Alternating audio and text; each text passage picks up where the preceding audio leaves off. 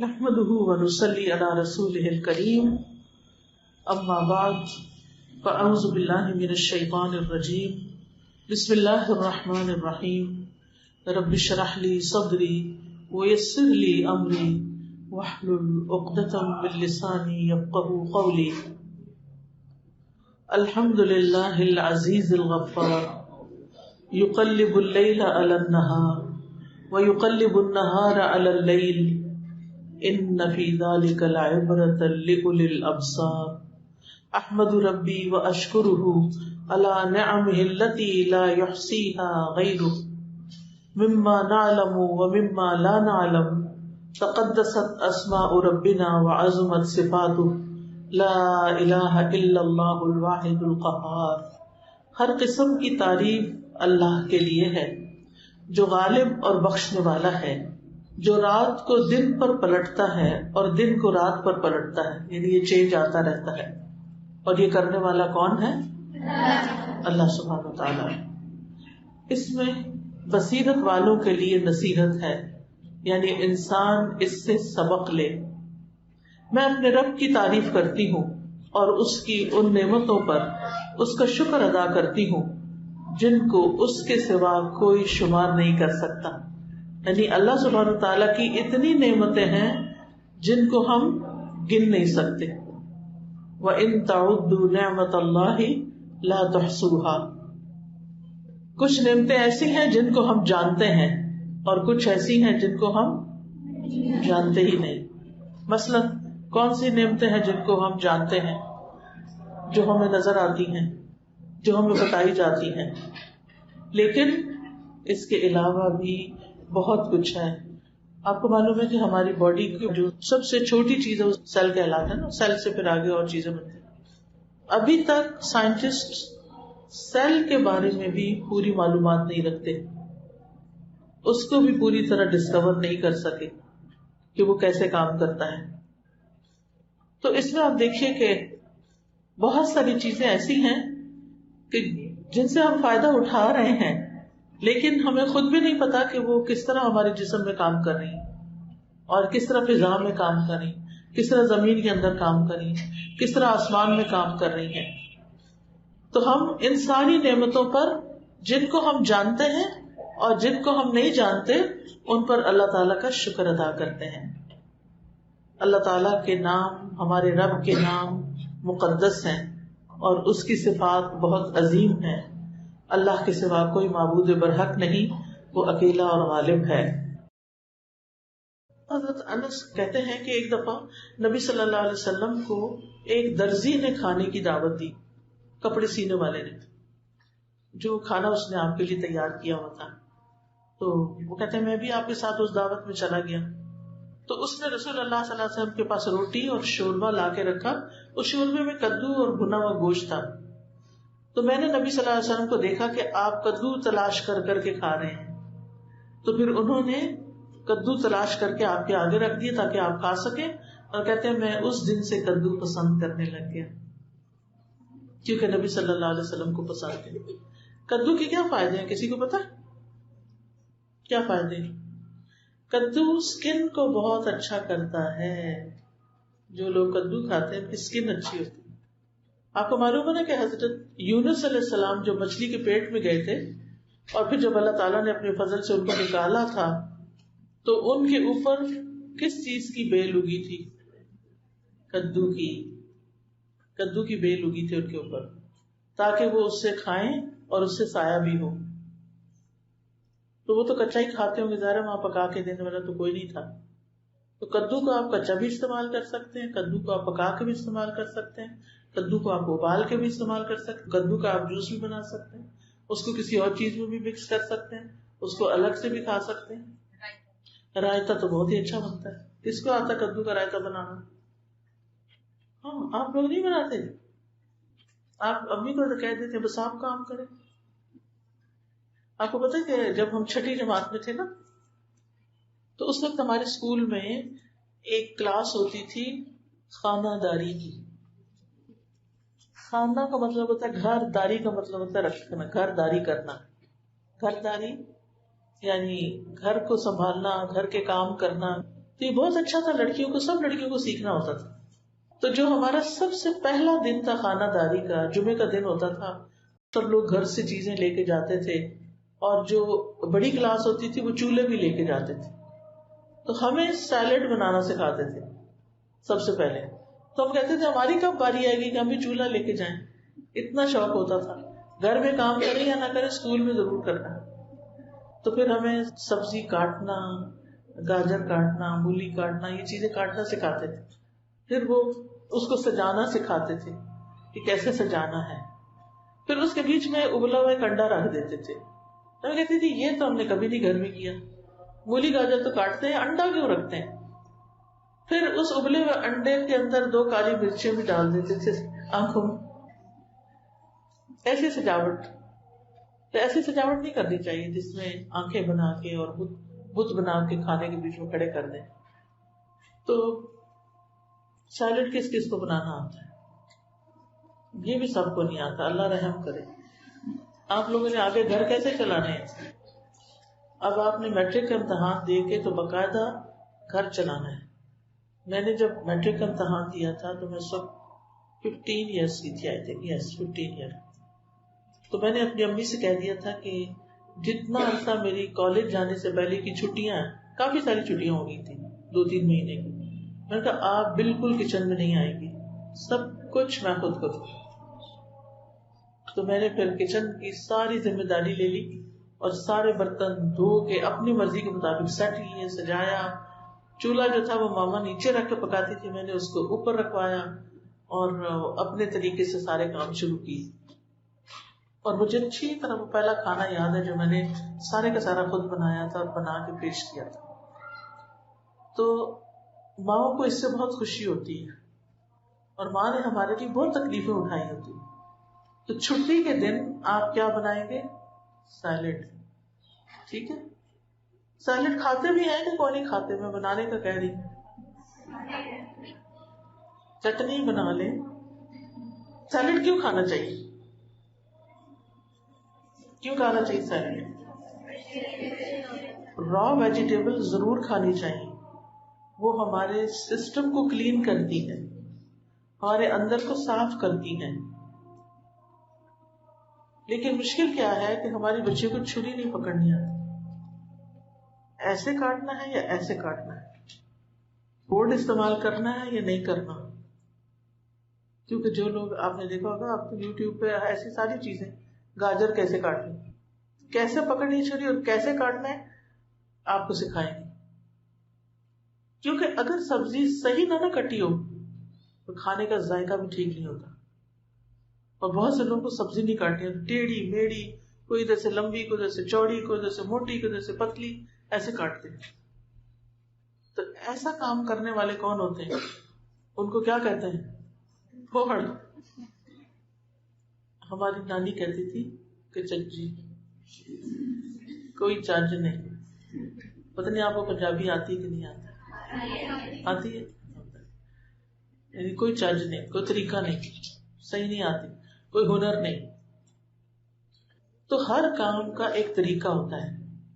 اللہ تعالیٰ نے ہر چیز پر احسان کو واجب کیا کہ ایکسیلنس کے لیول پر کام کرو. صرف پڑھائی میں سب سے زیادہ نمبر لے کے بورڈ پہ تصویر لگانا ہی کامیابی نہیں.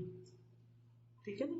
کچھ لڑکیوں کی یہ ڈریم ہوتی ہے، آج کل بڑے ہر شہر میں تصویریں اور نمبر اور ٹاپ کرنے والی اس طرح کی چیزیں لکھی ہوتی ہیں. تو اگر آپ کے گھر میں آپ کو سکون نہیں، آپ کو کھانا نہیں بنانا آتا، آپ کو گھر چلانا نہیں آتا، کیا فائدہ؟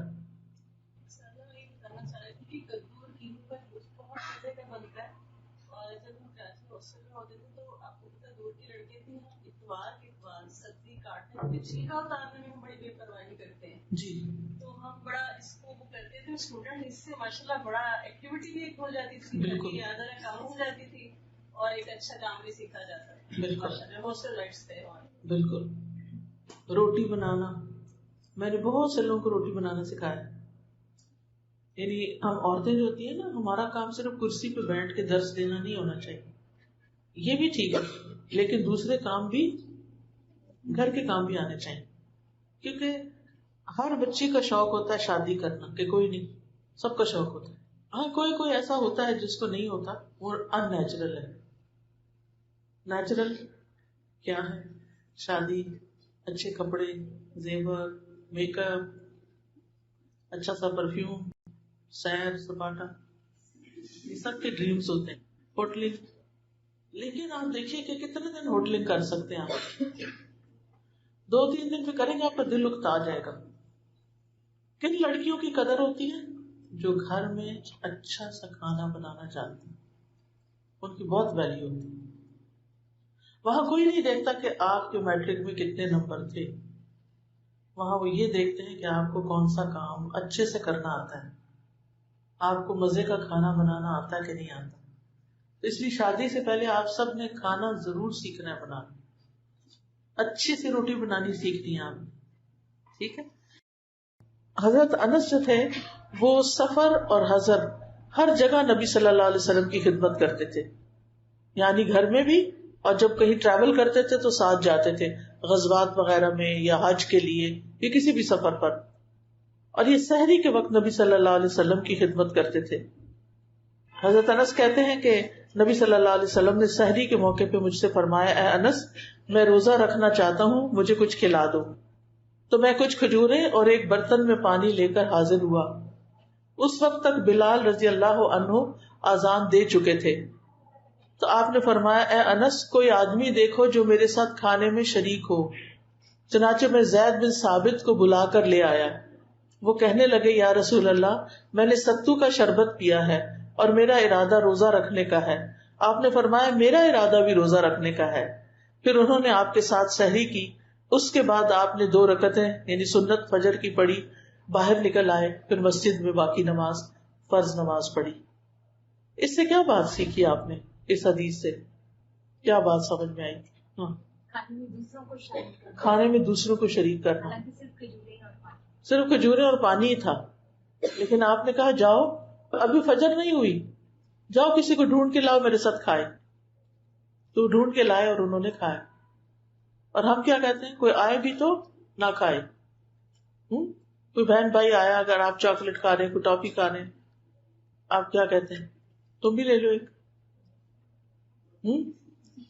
نہیں دیتے نا, یہ میری ہے. اور اگر وہ چپکے سے لے لے تو شامت آ جاتی ہے. پھر یہ گھر سے باہر بھی نبی صلی اللہ علیہ وسلم کی خدمت کرتے تھے. وہ کہتے ہیں کہ میں اور ایک لڑکا جب نبی صلی اللہ علیہ وسلم باہر جاتے تو ہم پیچھے جاتے تھے, پانی وضو کا لے کے جاتے, اور جب نبی صلی اللہ علیہ وسلم اپنی حاجت سے فارغ ہو جاتے, کیونکہ گھر میں ٹوائلٹ نہیں ہوتا تھا, لوگ باہر کھیتوں میں جاتے تھے, تو پھر ہم آپ کو پانی بھی دیتے اور آپ کے ساتھ واپس آ جاتے. وہ کہتے ہیں کہ نبی صلی اللہ علیہ وسلم جب بیت الخلاء میں داخل ہوتے تو یہ دعا پڑھتے, اللہم انی اعوذ بک من الخبث والخبائث, اللہ میں خبیث جنات مردوں اور عورتوں سے آپ کی پناہ میں آتا ہوں. کل میں بیٹھی ہوئی تھی تو ایک خاتون مجھ سے ملنے کے لیے آئی, تو وہ کہنے لگی کہ ان کا بیٹا ہے اور بہن کا یا اپنا بیٹا ہے, تو اس بیٹے نے بیٹھے بیٹھے چیخیں مارنی شروع کر دی, اور پھر وہ اس کی آواز بدل گئی اور اس پہ کوئی جن کا اٹیک ہوا. تو جن بولنے لگ گیا, تو وہ کہنے لگا کہ اس بچے نے میرے بچے کی پنڈلی پہ پیشاب کر دیا تھا اس لیے, اور وہ پتہ نہیں اس کی پنڈلی کو کیا ہو گیا, تو میں اب اس کو نہیں چھوڑوں گا, میں اس کے پیچھے لگ گئی. تو میں اتنی حیران ہوئی کہ ہمارے نبی صلی اللہ علیہ وسلم نے 1400 سال پہلے ہمیں بتایا کہ ٹوائلٹ میں جانے سے پہلے خبیث جنوں اور جننیوں سے اللہ کی پناہ مانگ لو, سیک پروٹیکشن فرام اللہ سبحانہ وتعالی. تو یہ دعا کبھی بھی پڑھنا نہ بھولیں واش روم جانے سے پہلے, ٹھیک ہے, چاہے آپ کہیں باہر ہو, چاہے آپ گھر میں ہو, کہیں بھی ہو, ٹھیک ہے نا. حضرت انس چونکہ نبی صلی اللہ علیہ وسلم کے ساتھ رہتے تھے, اس لیے آپ کی عبادات کو بھی بہت اچھی طرح جاننے والے تھے, اور آپ کی نماز کو, آپ کے روزے کو, آپ کے طریقوں کو بہت اچھی طرح سمجھتے تھے. حضرت انس کہتے ہیں نبی صلی اللہ علیہ وسلم نماز کو مختصر پڑھتے اور اسے مکمل بھی کرتے تھے, یعنی جو لوگوں کو نماز پڑھاتے تھے. جو اکیلے نماز تہجد کی پڑھتے تھے وہ بہت لمبی پڑھتے تھے. وہ کہتے ہیں میں نے کسی کے پیچھے نبی صلی اللہ علیہ وسلم سے زیادہ کامل اور ہلکی نماز نہیں پڑھی. اچھا, کامل کا مطلب کیا ہے؟ کئی دفعہ اگر آپ جماعت سے نماز پڑھیں نا, تو امام جلدی سے سارا کچھ پڑھ کے تو رکوع پہ چلے جاتے ہیں, جلدی سے اتحیات پڑھ کے سلام پھیرتے ہیں, آپ بیچ میں بھی بیٹھے ہوتے ہیں, آپ کی نماز پوری نہیں ہوتی. تو نبی صلی اللہ علیہ وسلم کی نماز ایسے نہیں ہوتی تھی. پھر اسی طرح نبی صلی اللہ علیہ وسلم کے حلیہ مبارک کو پہچانتے تھے کہ آپ کے بال کتنے تھے, آپ کیسی انگوٹھی پہنتے تھے, آپ کو کون سا لباس پسند تھا, کون سا نہیں پسند تھا, آپ کا اخلاق کیسا تھا. وہ کہتے ہیں کہ نبی صلی اللہ علیہ وسلم کبھی گالی نہیں دیتے تھے, کبھی کوئی بے حیائی کی بات نہیں کرتے تھے, کسی کو لعنت نہیں کرتے تھے, اور جب ناراض ہوتے تو صرف اتنا فرماتے اس کو کیا ہو گیا, اس کی پیشانی خاک آلود ہو. یعنی کوئی غصے والے بڑے بڑے لفظ نہیں استعمال کرتے تھے. تو ہمیں کیا سیکھنا چاہیے اس سے؟ ہاں, اپنی زبان کی حفاظت کرنی چاہیے, گندے لفظ نہیں نکالنے چاہیے, گالی تو بالکل دینی ہی نہیں چاہیے, کیونکہ ہر چیز لکھی جاتی ہے. کیا نام ہے ان فرشتوں کا جو لکھتے ہیں ہر چیز؟ کرامن کاتبین. اسی طرح حضرت انس بتاتے ہیں کہ نبی صلی اللہ علیہ وسلم جو مدینہ کو واپس آتے تو وہ اپنی سواری کو تیز کر لیتے تھے مدینہ کے شوق میں, کہ آپ کو مدینہ سے بہت محبت تھی. اسی طرح جب نبی صلی اللہ علیہ وسلم کی شادی ہوئی حضرت زینب سے, تو اس موقع کو بھی انہوں نے بہت اچھی طرح نریٹ کیا ہے کہ کس طرح ولیمہ ہو گیا, سب لوگ چلے گئے, 2 لوگ وہاں بیٹھے رہے, باتیں کرتے رہے, اور نبی صلی اللہ علیہ وسلم پریشان ہو رہے تھے کیونکہ وہ اٹھ ہی نہیں رہے تھے. تو اس سے کیا پتہ چلتا ہے کہ اگر ہم کسی کے گھر جائیں کھانے پہ تو کھانے کے بعد لمبی دیر نہ بیٹھیں, پھر ہم جلدی واپس آ جائیں تاکہ وہ کھانا سمیٹیں, گھر سمیٹیں, سو جائیں, صبح کام پہ جانا ہوتا ہے. تو کسی کو تنگ نہیں کرنا چاہیے. بعض لوگوں کا حال یہ ہے کہ آتے نہیں, کسی کے گھر آتے نہیں, اور جب آتے ہیں تو جاتے ہیں. ان کا نہ آنا بھی تکلیف دے اور ان کا نہ جانا بھی تکلیف دے. تو ایسی حرکتوں سے ہمیں پرہیز کرنا چاہیے کہ جس سے ہم کسی اور کو تکلیف پہنچائیں. حضرت انس ایک روایت میں یہ بھی بتاتے ہیں کہ نبی صلی اللہ علیہ وسلم کا ایک فارسی ہمسایہ تھا, شاید حضرت سلمان فارسی تھے یا کوئی اور, تو وہ شوربہ بہت اچھا بناتا تھا. تو اس نے نبی صلی اللہ علیہ وسلم کے لیے کھانا بنایا, آپ کو بلانے کے لیے آیا. جب وہ آیا تو آپ نے حضرت عائشہ کی طرف اشارہ کیا, ان کی بھی دعوت ہے, ان کو بھی بلایا. تو اس نے کہا نہیں. تو آپ نے فرمایا پھر میں بھی نہیں آ رہا. اس سے کیا پتہ چلتا ہے کہ اپنی بیوی کا بہت پیار کرتے تھے. وہ دوبارہ آیا تو آپ نے پھر پوچھا تم نے ان کی دعوت کی ہے؟ تو اس نے کہا نہیں. آپ نے فرمایا نہیں آتا. پھر تیسری مرتبہ آیا تو تیسری مرتبہ اس نے کہا کہ ہاں. تو پھر آپ دونوں اٹھے اور اس کے گھر گئے اور کھانا کھایا. حضرت انس یہ سارا کچھ دیکھ رہے تھے تو انہوں نے یہ حدیث پھر نریٹ کی. پھر اسی طرح حضرت انس کہتے ہیں کہ ایک مرتبہ حضور صلی اللہ علیہ وسلم اپنی کسی اہلیہ کے پاس تھے کہ دوسری نے اپنے خادم کے ہاتھ ایک پیالہ بھجوایا جس میں کھانے کی کوئی چیز تھی. حضرت عائشہ نے خادم کے ہاتھ پہ مارا اور پیالہ گرا دیا کہ میرے گھر میں تم کیوں کھانا لے کے آ گئے. پیالہ ٹوٹ گیا. آپ صلی اللہ علیہ وسلم نے دیکھ کے فرمایا تمہاری ماں غیرت کا شکار ہو گئی ہے. پھر برتن کے ٹکڑے لے کر انہیں جوڑا اور ایک دوسرے کے ساتھ ملا کر کھانا اس میں سمیٹا اور فرمایا اسے کھاؤ, اور فارغ ہونے تک خادم کو روکے رکھا. اس کے بعد خادم کو دوسرا پیالہ دیا اور ٹوٹا ہوا پیالہ گھر رکھا. اس سے کیا پتہ چلتا ہے کہ اگر ہم سے کسی کی چیز ٹوٹ جائے تو اس کو بھرے, اس کو دیں. یہ نبی صلی اللہ علیہ وسلم کی بہت فکر کرتے تھے. ایک دفعہ یہ آپ کی خدمت میں آئے تو آپ کے پیٹ پہ پٹی بندھی ہوئی تھی. تو بعض صحابہ سے پوچھا کہ آپ نے پیٹ پہ پٹی کیوں باندھ رکھی ہے؟ پتہ چلا بھوک کی وجہ سے, کہ کوئی کھانے کی چیز ہے ہی نہیں تو بھوک بہت لگی ہوئی تھی. تو پھر وہ اپنے سوتیلے والد ابو طلحہ کے پاس گئے کیونکہ وہ امیر انسان تھے, اور ان سے کہا کہ نبی صلی اللہ علیہ وسلم اس طرح تکلیف میں ہیں تو گھر میں کوئی کھانا ہے. تو پتہ چلا کہ کچھ کھانا ہے, اور پھر انہوں نے نبی صلی اللہ علیہ وسلم کو کھلایا. یہ سخت گرمی میں نبی صلی اللہ علیہ وسلم کے ساتھ نماز پڑھتے تھے, اور یہ کہتے تھے کہ زمین پر ہم چہرہ نہیں رکھ سکتے تھے تو کوئی کپڑا وغیرہ بچھا لیتے تھے.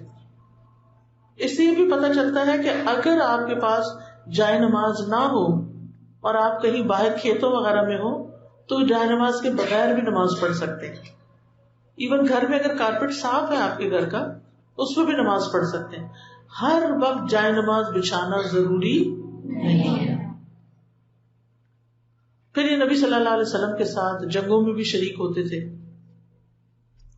آپ کی چیزوں کی حفاظت کرتے تھے، آپ کے رازوں کی حفاظت کرتے تھے، اور آپ جو بھی کام کرتے تھے اس کو غور غور سے دیکھتے رہتے تھے.